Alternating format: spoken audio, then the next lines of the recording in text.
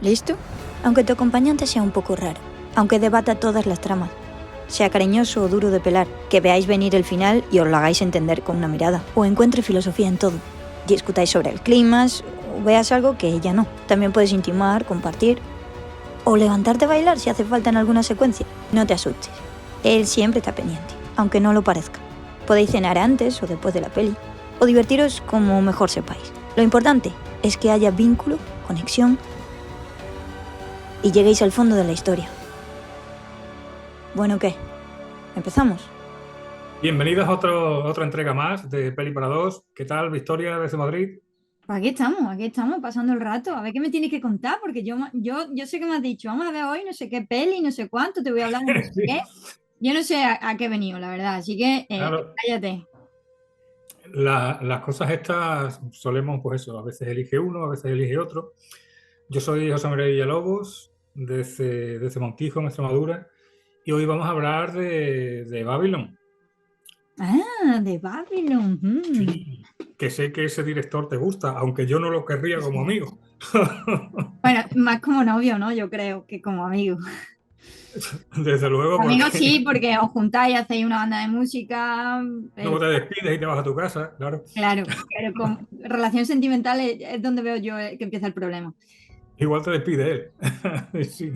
Por eso. Pues nada, a mí es que me encanta, una de las partes favoritas de la historia del cine, es la que va del cine mudo al sonoro, ese paso desde los años antes del 26, 25 del 26 al 27, que es cuando se estrena El Cantor de Jazz, y luego los años posteriores, que eso es el desmadre diciendo viendo que es un imperio que se viene abajo, ¿no? Con sus estrellas intocables que de repente se hacen carnales y que muchas terminan en el arroyo, ¿no? Entonces me parece fascinante, viniendo además pues de unos años 20 locos, loquísimos, y entrando en lo que es la Gran Depresión, ¿no? Después del 29, del Crash 29, o sea que es una época absolutamente increíble para verla posiblemente desde lejos, ¿vale?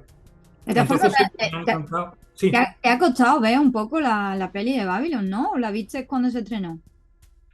no, y escribí sobre ella para Mary Station diciendo curiosamente que no creía que tuviera bemoles el Charles este para contar todo lo que se iba a quedar corto, porque aquello era lo que era el Hollywood mudo, los excesos. Iba a enseñar aquí mis 2 volúmenes de Hollywood Babilonia, pero no los encuentro por ningún lado.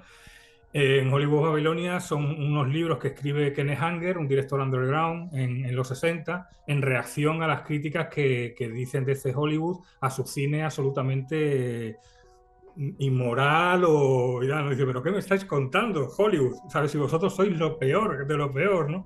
Entonces el tío escribe dos libracos que te hablan, pues eso, de esa Babilonia absolutamente desmedida y desfasada. Y yo escribí ese artículo pensando que la película se quedaría corta. La película no tendría narices de una calificación R y Me contar encanta las el barbaridades. director que ha dicho Villa, 3 horas. ¿Sabe Espérate, que se relaje?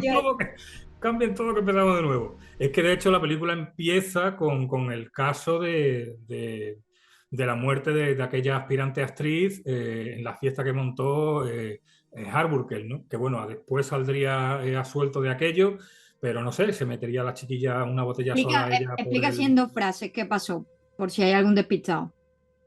¿Cómo? En la fiesta esa, explica en 2 frases qué pasó por si hay algún despistado por ahí. Ah, pues nada, en una fiesta que montó Harborough, que era un actor cómico de la época, súper famoso, gordito, con él empezó Buster Keaton, le hizo firmar un papelito para que no sonriera nunca en público, porque se dio cuenta de que era un activo.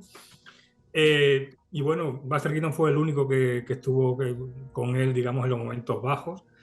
En una de esas fiestas locas que se montaban en esta época, que es como la que podéis ver un poco al principio de la película, que tiene un arranque espectacular, una chavala, aspirante actriz, pues murió, no sé si desangrada, con la entrepierna desgarrada por una botella, horroroso. Y se culpó a Arburkel y su carrera pues se vino abajo, evidentemente, no volvió a levantar cabeza y aunque luego salió asuelto del tema, ¿no? Entonces ese arranque de la película me parece increíble porque empieza a lo bestia con una lluvia dorada, digo, vale, Está bien. Tienen mi Lo has hecho, beneplácito, tío. Chayens. Tienen mi Lo has hecho, beneplácito. tío. Estás echando a familias del cine nada más empezar tu película. Gente que ya se haya entrado despistada. Mira una película de Brad Pitt y la que después haría Barbie, ¿no? Yo he Pues visto no. que la gente no termina de estar muy contenta con el inicio del elefante. A mí me parece hiper guay. Ya te va diciendo un poco ese rollo, eso es más feliniano, ¿no? Es Sí, un sí, rollo de sí, decir, bueno, sí, también sí, va a haber exacto. enanos, va a haber surrealismo, va a haber sobre todo exceso y amoralidad, ¿no? Yo es Bufones, que ¿no? No había eso en el Hollywood clásico. Bufones, ¿no? Que bailaban al son de... no sé si con penes de su tamaño, Por favor, como no se ponía la decimos película, palabras que nos puedan... pero sí, que luego YouTube. Bueno, el caso es que para mí las dos mejores películas que reflejan el paso del mudo al sonoro son Cantando bajo la lluvia y El crepúsculo de los dioses. Digamos que Cantando bajo la lluvia lo hace desde un tono cómico y jocoso, es un musical absolutamente maravilloso, de los más grandes de la historia del cine, aunque no tenga ni pies ni cabeza a la hora de estar estructurado, porque meten un mediometraje en la parte final que podría haber estado en cualquier otro sitio, pero es una película increíble, ¿no? Y te habla muy bien del paso del mudo al sonoro con la parte cómica, ¿no? De cómo hacían ruido las cámaras, había que encerrarla en unos cubículos para que no se grabara el sonido, los protagonistas pues tenían que mirar siempre dónde estaba el micrófono, el jaleo padre, ¿no? Y el Crepúsculo de los Dioses lo hace desde una manera absolutamente dramática, ¿no? Desde una gran estrella de cine que ha quedado olvidada en su mansión que se cae a trozos y que, bueno, que tiene un mayordomo que en su momento la dirigió en grandes obras mudas, ¿no? Ese director pues podría ser perfectamente el que sale también en la película rodando en las escenas aquellas del desierto de las afueras de Los Ángeles, ¿no? Entonces, Babylon me ha traído de recuerdo esas dos películas hechas un batiburrillo muy loco y aunque no soy capaz, no es una película que sea capaz de verla de golpe, sí que es una película que me gusta. Esta segunda vez la he visto en versión original, tampoco he sido capaz de verla de golpe, pero la he disfrutado incluso más porque me he dado cuenta de algunas cosillas y detallitos. Y ya te digo, Está tengo la dividida película que como en coger, sí, actos. sí. Está dividida como en actos, entonces está bien, o sea, actos me refiero como muy diferenciado porque está el auge, la caída, entonces la nostalgia, ¿no? Que siempre se dice auge, caída y nostalgia. Y yo creo que se somatiza incluso mejor si la ves, pues como tú dices, por parte, ¿vale? Porque dices, es que es una película que está tan repleta absolutamente por todos lados, de tantas referencias, ¿no? Ya empezamos con lo que tú estás diciendo que hace precisamente referencia a esa fiesta, que tal, no sé qué. La locura de tengo que meter este elefante y me recorro no sé cuánto porque me ha dicho no sé quién que eso tengo que llevar. Entonces, y bueno, es que tiene muchas partes que ahora iremos viendo, pero bueno, un poco a colación de lo que ibas diciendo, tenemos que tener en cuenta que cuando empezó el sonoro, revolucionó el cine absolutamente en todos los sentidos, porque para empezar, no había ni guionistas, en el sentido de no se sabía escribir diálogos, ¿no? Que es la parte fundamental en la que después se van especializando pues, directores como Hawks, ¿no? Que claro, eso también hace que el cine cambie radicalmente en el sentido de que se vuelve sedentario, empieza la creación de los platós y aquí empezamos con la creación de Hollywood, ¿no? Como tal. Ese territorio allí abandonado que nadie se hubiera imaginado jamás que sería lo que es hoy, ¿no? Y Y bueno, realmente Hollywood, porque Hollywoodland estaba antes, ¿no? El primer estudio que llegó a Hollywood fue la Paramount. Y estamos hablando de la época de la guerra de las patentes de Edison, pues no sé, a principios de los 20 sería. No sé exactamente. El caso es que los estudios empiezan a migrar desde la costa este a la costa oeste, huyendo de Edison, porque Edison es un de, buen lo- de cabrito los patentes, y, claro. y les quería cobrar absolutamente por todo, ¿no? Y te mandaba sus pistoleros y resulta que te resistías, ¿no? Pistoleros, que estamos hablando todavía que el salvaje oeste se había llegado a la otra costa, pero todavía el país estaba por hacer, ¿no? Entonces te mandaba sus pistoleros de gabardina, como en las películas, y te sacaban allí el dinero o te pegaban un tiro, vamos. Salen esos pistoleros reflejados en el truco final de Nolan, por ejemplo. Eso Eh, es. que hace de Tesla Bowie, creo que hacía, hace muchísimo que no la veo, ¿no? La película. El caso es que cruzan el país los primeros cineastas para evitar a Edison, se establecen en Los Ángeles, porque Los Ángeles está pegadito a la frontera con México, pueden pegar el salto a México si vienen los pistoleros, y también porque hay muchas más horas de sol al día, y el celuloide de la época requería mucha luz para Sí, muchas ya cosas. tengo aquí el campanario. Te está diciendo que sí, Necesita que mucha vayas luz por para ahí, que iluminar. bien. Sí, sí. Entonces, ahí es donde se ponen debajo de un anuncio publicitario enorme que pone Hollywoodland, que era un anuncio publicitario de las tierras que había debajo, que era de un tipo de árbol que había De por la Acevedo. zona.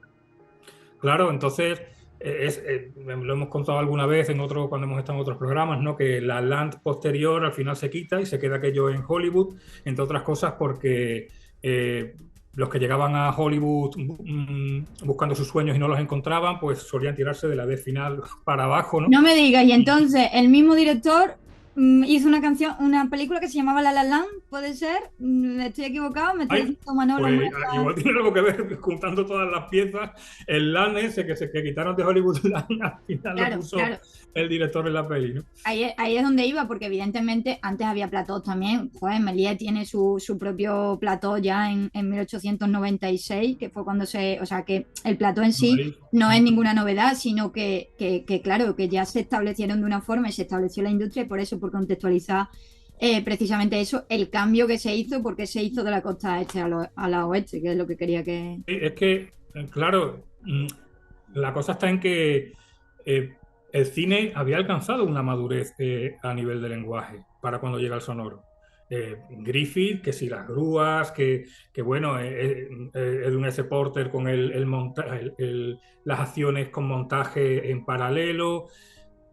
El cine había alcanzado ya una madurez, tú ves las grandes obras de los años 20 ya tardíos y son auténticas barbaridades, ¿no?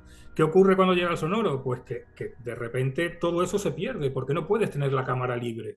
De repente tiene que ser, volvemos al comienzo de cuando se rodaba casi teatro filmado con una cámara fija, ¿no? Mm. Entonces, hay que volver a reinventar el cine. Y hay un montón de gente que no cabe en esa reinvención del cine. Van a salir los hermanos Marx que hablan por los codos, va a salir, se va a hacer un Lubitsch tremendo a la hora de describir los diálogos, Bueno, pero hay un montón de gente que no va a poder dar el salto. Chaplin no sabe qué hacer con lo que está ocurriendo. Buster Keaton pues ya lo tenían bastante amargado, aunque supo adaptarse de alguna manera, no volvió a alcanzar sus cotas anteriores, ¿no? Y bueno, Lagarbo estuvo un largo tiempo sin rodar hasta que por fin se decidió, ¿no? Con Ninocha, por claro que hay que ejemplo. recordar que la Garbo era sueca, todo esto. Claro, es que un montón de gente venía de Europa. Eran austriacos, eran suecos, entonces sus acentos en el cine mudo pues daba igual. Pero en cuanto tuvieron que empezar a hablar, la Garbo eh, cuando hablaba tenían todavía un marcado acento europeo. Entonces, había el problema que había en la época en la que la gente escuchaba hablar de repente a las estrellas y no casaba con la imagen mítica que tenía, intocable que tenía de ellos en la gran pantalla en la etapa muda. Y había algunos que tenían una voz de pito, Lagarbo tenía miedo porque tenía voz como de camionero, y luego resulta que la voz de Lagarbo encajaba con la imagen mental que tenía el público de ella, de una tía potente, con una personalidad y que te cogía Gusta. así. Claro, entonces esa gente pues se pudo salvar, aunque tuvo miedo de dar el salto. El novio de Lagarbo, no recuerdo, bueno, una pareja de Lagarbo, no recuerdo ahora mismo quién era, cayó en desgracia porque tenía una voz de pito que no, que no pegaba ni con cola. Aunque se dice que Luis de Mayer, según familia suya, descendiente, ¿no? Manejaba, digamos, el sonido porque odiaba a ese actor y se lo quería cargar artísticamente, ¿no? Entonces, a saber. Es muy interesante porque los logopedas tuvieron de repente un montón de trabajo allí en Bueno, Hollywood, ¿no? y los guionistas, lo que estamos hablando, y bueno, y gente de sonido, y bueno, maravilla, ¿no? Al final, el cine, como lo entendemos, que hoy en día pasa lo mismo, obviamente no de la misma forma, pero que el cine es algo orgánico, y si antes no nos tomábamos no sé cuánto tiempo para contar una cosa, ahora, y de hecho hemos vuelto, creo yo, también un poco a los inicios de, bueno, ahora también ahí se están haciendo películas mudas, que yo soy súper fan de ellas, Pero también hemos vuelto un poco a, si puedes mostrar algo con imágenes, no lo digas en el texto, ¿no? Es como lo que se hace. Yo me acuerdo que mi profesora de guión me decía, imagínate que cada palabra que pones son 20 euros. Entonces tú, claro, decías, ok, y no te digo más nada, ¿no? Sí, Y sí. Villeneuve, ¿no? ¿No era el que decía algo parecido, que apostaba mucho más por la imagen sí, en ese sí, es sentido? verdad, con Doom lo ha dicho, ¿no? Que eso que apostaba, bueno, ya lo sabemos, ¿no? Por su filmografía, pero apuesta mucho más porque un decorado y una escenografía te diga cosas y bueno, ahí tiene todo el mundo que ver, ¿no? Que si el Claro. vestuario, que si no sé qué. Es que el cine es ante todo imagen, es sonido también, evidentemente, pero es ante todo imagen y la prueba es muy sencilla. Existen 30 años, 3 décadas de cine mudo absolutamente competente y con obras maestras que todavía son incuestionables. Desde Metrópolis, al Acordado Potemkin, a Amanecer de Murnau, al Sherlock Junior de Buster Keaton, lo que tú quieras, los nivelungos de Land. Mm. ¿Cuántos años hay de cine con solo sonido y no imagen? Por ejemplo, eso, ¿quién lo hizo? En una película precisamente, no sé, se hicieron experimentos en los que al principio solo aparecía la música y no había imagen, ¿no? Pero eso, por ejemplo, lo hizo Lars von Trier con Bailar en la Oscuridad. El Sí. comienzo, yo vi Bailar en la Oscuridad 2 veces en el cine, ¿vale? En la primera empezaba la pantalla en negro y una especie de sinfonía de fondo. La siguiente vez que lo vi, que la vi, fueron a lo mejor un mes después. De repente ya no era imagen en negro, sino que era una especie de caleidoscopio. Había gente que se había quejado y había ido al proyeccionista a ver qué pasaba porque no se veía nada. El cine es imagen. O sea, tú le quitas el sonido a una película y puede funcionar. Tú le quitas la imagen y por mucho que suene ahí, no vas a estar 1 hora y media así mirando una pantalla en negro. Entonces, me refiero a que fue un tour de force reinventar el cine y llevarlo hacia otros puntos, ¿no? Visualmente, porque nos hemos desviado de la película de, de este hombre, Justo te iba a decir eh, ahora. claro, la estructura de Babylon va en bloques como de media hora, como de 20 minutos. Por eso una película se puede ver a trozos, porque puedes ver como 2 capítulos, entre comillas, ¿no? Y enganchar después con lo siguiente. Son auténticos tours de force cada uno de ellos, ¿no? Entonces me parece una película fascinante en su estructura, valiente en lo que cuenta, porque lo cuenta de la manera que tiene que hacerlo y que bueno, que se la pegó en taquilla porque no se lo tomaron a bien, no sé si los de la academia, que la quitaron, la vieron en los premios. ¿A ti te gustó de primeras la A mí película? me pareció, de hecho, eso, iba con un poco de susto porque, bueno, venía de la película esta que había hecho con, creo que, es que no me acuerdo si la hizo con Ryan Gosling también o la hizo con Brad Pitt, la de Ad Astra, la de, que era como más filosófica y tal, Más del astronauta. experimental. La del astronauta. Entonces, esa no me terminó de cuajar después de todo lo Ah, que había vale. visto de El él. primer hombre. Sí, creo que sí, que, con Gosling, ¿no? Es que como Sí, han sí, hecho de varias la primera persona juntas, que pisó la luna. sí, exacto. Y esa claramente era un encargo, ¿no? Que me Mm. pasa mucho con Alberto Rodríguez cuando se nota cuando es un encargo y cuando no, ¿no? Pues me pasó eso, ¿no? Que yo iba con un poco de susto. Primero por la duración, tal. Pero o sea, la palabra con la que yo defino esto, aparte de que me parece que la documentación está, o sea, el tío se nota que la música y el cine le flipan, ¿vale? Y también trabaja muy bien las relaciones entre unos y otros y de cómo hay cosas que no terminan bien, ¿no? Eso también le encanta al director. Pero a mí o sea, la palabra con la que la defino es apabullante. O sea, yo llegué allí al cine, me agarré así a la esto y era como tal, tal, La tal, tal, tal. paliza. O sea, justamente, ¿no? Como una paliza. Y ya el final, ¿no? Que sin hacer spoiler, es un repaso de ese Avatar, o sea, hasta Avatar, de todo lo Sí, que. sí. Sin dejar de lado el cine experimental, ¿eh? Eso Sale es. también personas de Berman, los experimentos de sonido y luz y tal. Todo, es la historia del cine en qué, en 2 minutos, menos de dos Sí, yo minutos. creo que 3, 4 minutillos, pero, o sea, me refiero que.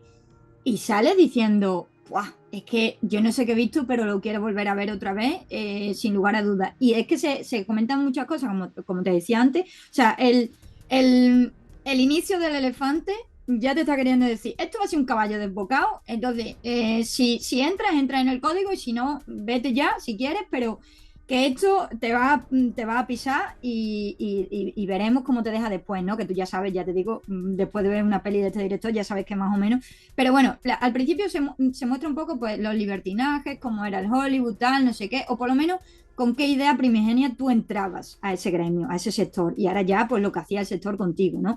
Después en la segunda parte está más relacionado con las consecuencias, ¿no? Estamos viendo las reacciones, las consecuencias de haber vivido tan al límite en cierto sentido. El personaje de ella, o sea, a mí es que Margot Robbie me parece increíble. En Yo, Tonya, no sé si la has visto, me parece impresionante. Es una tía que sabe lo que hace, que sabe cuándo se tiene que meter en un personaje y de qué forma se mete, ¿no? Que la tenemos con, bueno, ya con el Lobo de Wall Street, que le daba el punto justo que necesitaba el personaje de Leonardo DiCaprio. O sea, me parece increíble ella. En la tercera parte ya nos vamos a un descenso a los infiernos que además lo vemos claramente con las mazmorras, con el personaje de Tobey Maguire que me parece también increíble. Y Sí, ¿verdad? esta parte ya me lleva un poquito más a Aronofsky o a las Portrías, como tú decías antes, ¿no? De vamos a sacar ya la fusca que le digo yo, no sé cómo, ¿no? De las personas, ¿no? Vamos a ver cuáles son las bilis de las personas, vamos a ver hasta dónde son capaces de llegar y el sueño, ¿no? Hasta qué punto queremos conseguirlo, o a lo mejor es que porque tal, pero cuando te pinche un poquito ya te echas para atrás, ¿no? Y vemos todo el recorrido y sobre todo eh, entendemos, yo creo, ¿no? Yo desde mi punto de vista empaticé muchísimo con el personaje de ella, de entender perfectamente cuándo quiere una cosa, cuándo no, cuándo sí, cuándo no, cuándo la misma cosa, ahora sí, cuándo la misma, o sea, te vuelve tan loco ese mundo, ¿no? Que lo hemos descubierto también pues a raíz de cuando se han visto cosas de agresiones o no sé qué, de que tú estás metido ahí, lo vemos mucho con los grupos de música, por ejemplo, también, que ahora hay un montón de pelis sobre eso o documentales y tal. Entonces, claro, es precisamente pues eso, los excesos te los pinta tan bien y de momento te va hablando de otra cosa y tú es otra cosa que compras y me interesa y vuelvo a lo mismo y dices tú, me sigue interesando esta historia que eso, o sea, salta perfectamente entre una piedra y otra y te va haciendo el camino y tú en ningún momento, por lo menos lo que me pasó a mí, yo en ningún momento dije, Buf, esto me sobra muchísimo, no, no, es, esto me parece tal y esto me parece lo otro, ¿sabes? Pero me parece que realmente lo hace súper bien, no es para nada una amalgama de cosas que no tiene sentido, como he leído en algunas críticas. No, es que quería hablar de tantas cosas. No, es que tú sabes que está hablando de tantas cosas y el que hable de muchas cosas, si lo haces bien, no tiene Está por qué salir mal. muy bien estructurado. Ujú. Sí, Claro, sí. entonces, para mí, ese, o sea, y se diferencian dos las partes que te decía, ¿no? El éxito, el fracaso y la nostalgia, ¿no? Lo que queda de ese éxito y de ese fracaso. El personaje de Brad Pitt lo muestra perfectamente, ¿no? Muy bien. Y también el señalamiento que se hacen a ciertas, ¿no? Cuando estás haciendo ciertas cosas, el señalamiento o la exoneración, depende de quién te coja, te dice, a ver, tú conmigo, o no, no, pues tú ya no te quiero y fuera del sector, ¿no? Es como si te miran bien o si te miran mal, que eso también se ve, te libero o te condeno, ¿no? Porque soy quien soy y lo puedo hacer, ¿no? Y eso lo vemos también con muchos personajes. Y bueno, a mí ya te digo, me ha parecido, me parece una película súper súper completa en ese sentido. Entonces, creo que no sé exactamente por qué no tuvo, no sé si es por la duración, no sé por qué no tuvo ese eco en la sociedad cuando cualquiera, creo yo, que entienda un poco de cine y sepa un poquito la historia que estamos comentando nosotros aquí, cuál es el recorrido, a qué hace referencia, a qué hace homenaje, a qué hace... Yo creo que no puedes más que decir, joder, esto me recuerda a esto, joder, esto que bien lo ha hecho, esto tal, no sé qué, y cómo enlaza y encuadra todo tan bien. O sea, yo creo que, aparte que es Es un... que quizá hay mucha gente a la que no le cae bien este director por la inmoralidad y por el extremo al que lleva a sus personajes, como si todo tuviera que ser bonito, ¿no? Lo Sí, que pasa es que quizá es cierto que el propio director es de alguna manera así. Porque tú ves la de la de eh, Whiplash, mira, me la de muero. Whiplash y es una inmoralidad incesante entre los dos personajes, no solo el profesor, sino también el alumno, ¿no? Y es una película, digamos, desagradable en ese sentido, ¿no? De cómo la ambición pasa por encima de todo, ¿no? Con La La Land, pues tenemos lo que hemos comentado, ¿no? De quítate de en medio, yo te amo, pero mis objetivos en la vida son estos y paso por encima de lo que podríamos Y tener aquí juntos, ¿no? pasa de cierta Claro, manera. claro, claro. Me parece maravilloso el final de La La Land. Bueno, la película es muy los paraguas de Cherburgo, ¿no? Como hemos comentado alguna vez y tal, ¿no? Y luego en esta tres cuartos de lo mismo. Hay un momento en que Elinor, la crítica de cine, porque había críticos de cine intocables y superpoderosos en Hollywood, que cuando escribían algo podían hundirte una carrera, ¿no? Es lo que sale también en la película, ¿no? Y suelta un discurso precioso esa mujer. O sea, suelta un discurso precioso de decir, tu tiempo ha pasado, pero no te preocupes porque cada vez que un chaval que haya nacido después de que tú mueras ve una película tuya, tú estarás vivo de nuevo. Dice unas cosas maravillosas sobre lo que es el cine. Pero es que se va el Brad Pitt diciendo, bueno, lo acepto, es lo que hay. Y ella, sin pararse a pensar un solo segundo, porque es para quedarse diciendo, ostras, lo que he dicho, que es cierto, tal. No, no, la tía se sienta y se pone a escribir inmediatamente con lo que estaba haciendo antes. Como diciendo, es un paripé que he montado para quitármelo de en medio, no lo siento realmente o me da todo absolutamente igual. Y yo ahí veo al director, ¿sabes? En el sentido de decir, mi amoralidad es la que es y todo el rollo, amo el cine, pero me da igual pasar de esto a lo otro y tal, y me gusta esto, porque yo creo que habrá disfrutado mostrando todo eso, porque yo lo veo muy cercano a él en ese sentido. Entonces quizá hay gente que rechaza ver al director tan crudamente reflejado en esa película. Puede ser, no lo sé. Sí, Pero pero creo que bueno, es un cine también necesario en ese sentido, con lo cual... yo creo que, o sea, tú sabes que ya que una de mis pelis favoritas es Cisne Negro y ahí está justo lo de Whiplash que estamos hablando de mi ambición, mi obsesión pasa por cualquiera. Yo me vuelvo loca si hace falta eso y me muero si hace falta el final, pero que yo consiga y logre mi objetivo. Y yo creo que representar esa inmoralidad, como tú dices, es que no lo veo mal porque está perfectamente casado con la realidad. O sea, no es una cosa de no, estos personajes no existen. No, no, estas Claro, personas claro. existen y está genial de referenciar, ¿no? Que eso existe y que si tú te estás convirtiendo en algo de eso, pues igual tienes que parar, ¿no? Y yo creo que este director lo que hace es llevarte al extremo y en ese extremo, o sea, en la paradoja del guionista, ¿sabes qué consiste, ¿no? En coger una persona, subirla a un árbol, empezarle a tirar piedra y cuando ya no pueda más, dejarle bajar, ¿no? En eso consiste nuestro trabajo, ¿no? A la hora de escribir historias, de hacerle pasar mal el rato al protagonista mientras se va forjando. Bueno, cuestiones aparte, ¿no? Pero, Compren su libro sobre guión. por ejemplo, entonces va un poco de eso. Y a mí que lo lleves al extremo, no me resulta incómodo. O sea, me resulta que cuántas personas lo hemos visto. Mira, este al final le terminó dando una sobredosis. Mira, el otro al final no sé qué. Es tan irreal lo que presenta. ¿Por qué es tan incómodo? ¿Sabes a lo que voy, no? Entonces, por eso yo lo veo perfectamente lógico y coherente lo que está presentando. Quería hablar de una historia que ya conoces porque te he hablado algunas veces, y es que antiguamente estaba la figura del Benshi, que era los narradores de películas, que no hemos hablado de él, pero y ya cortamos con esto, los narradores de pelis en Japón en este caso, pero que era una figura que se conocía y era mundialmente conocida, ¿no? Ponías imágenes, que pueden ser sombras chinescas o pueden ser cualquier otro tipo de... Y había una figura específica de una persona contando la historia. Esto era real, existía, era una profesión, ¿no? Entonces, en Japón se llamaba el Benshi. Y bueno, el caso es que uno de los Benshis más famosos era un tal Heigo, ¿no? Que recordarás que tenía un hermano que era pintor por aquella época y cuando empezó el cine sonoro, pues no pudo superarlo porque no pudo adaptarse a los nuevos tiempos y se terminó suicidando.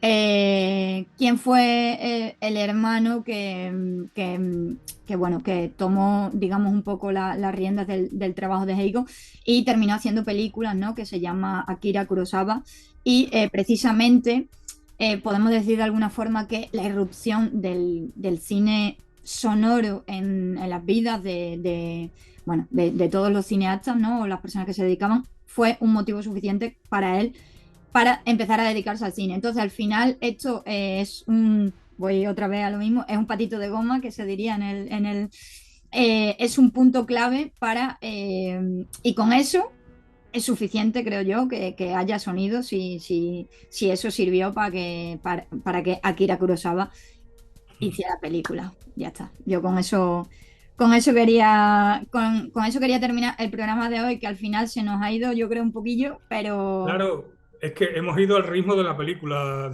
y aún así, pues también nos hemos pasado de frenada como el propio director en ese sentido, ¿no? De ir apabullando como ese elefante en una cacharrería. yo Pues creo que ha quedado.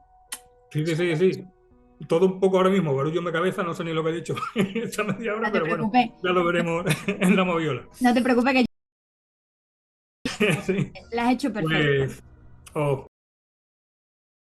y bueno, iremos a tope como siempre y a ver con qué nos encontramos. Gran cine. Hasta luego.